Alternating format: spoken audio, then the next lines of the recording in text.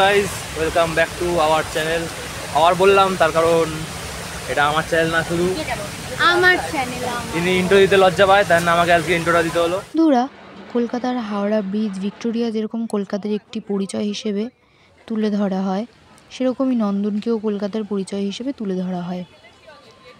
এটি একটি cinema hall, কিন্তু প্রাইভেট নয়, গভর্নমেন্ট দ্বারা নিয়ন্ত্রিত হয়। ২রা সেপ্টেম্বর ১৯৮৫ সালে সত্যজিৎ রায়ের হাত ধরে এটি উদ্বোধন হয়। এমনকি নন্দনের ওই লোগোটিও তারই তৈরি করা। এমনকি তার পাশে এই নীল বিল্ডিংটিও খুবই জনপ্রিয় রবীন্দ্র সদন হিসেবে।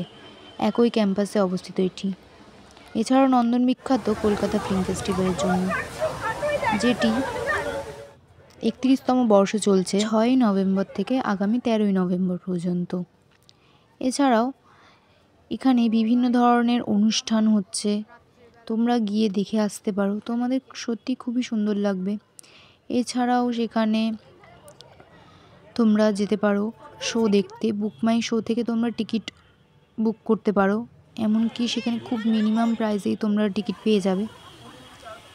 এমনকি সেখানে একটি অডিটোরিয়াম তৈরি করা হয় এই ফিল্ম ফেস্টিভ্যালের জন্য। সেখানে বিভিন্ন পুরনো দিনের উত্তম কুমারের, এছাড়াও বিভিন্ন ধরনের নায়কদের সিনেমা সেখানে তুলে ধরা হয়।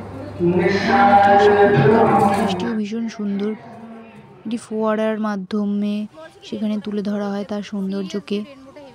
এছাড়াও সেখানে একটি ছবি তোলার জন্য স্পটও থাকে, তোমরা গিয়ে সেখানে খুব সুন্দর সুন্দর ছবি তুলতে পারবে।